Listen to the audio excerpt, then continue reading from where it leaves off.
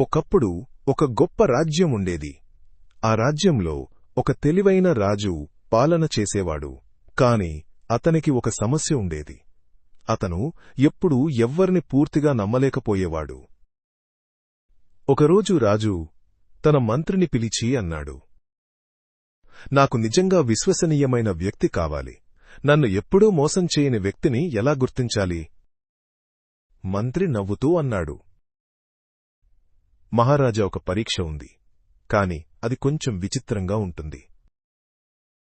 రాజు ఆసక్తిగా, ఏంటి ఆ పరీక్ష అని అడిగాడు. మంత్రి చెప్పాడు, మీ రాజ్యంలో ఉన్న ప్రజలకు ఒక ఖాళీ గిన్నె ఇస్తాం. అందులో ఒక విత్తనం వేయమని చెబుతాం.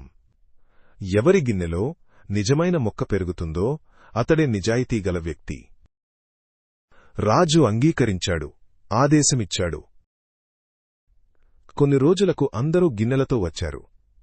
కాని ఆశ్చర్యం, అందరి గిన్నెలో కూడా మొక్క పెరిగింది. అప్పుడు ఒక చిన్న పిల్లవాడు ఖాళీ గిన్నెతో వచ్చాడు. అతను ఏడుస్తూ నిలబడ్డాడు. రాజు అడిగాడు, నీకెందుకు మొక్కలేదు? పిల్లవాడు చెప్పాడు, మహారాజా, మీరు ఇచ్చిన విత్తనం ఉడికిపోయింది. నేను ఎంత ప్రయత్నించినా మొక్క రాలేదు. మంత్రి వెంటనే రాజుతో అన్నాడు, ఇదే నిజాయితీ మహారాజా.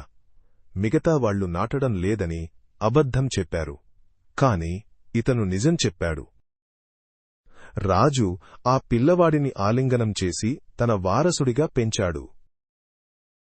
నీతి, నిజాయితీ ఎప్పటికైనా గొప్ప విజయాన్ని ఇస్తుంది.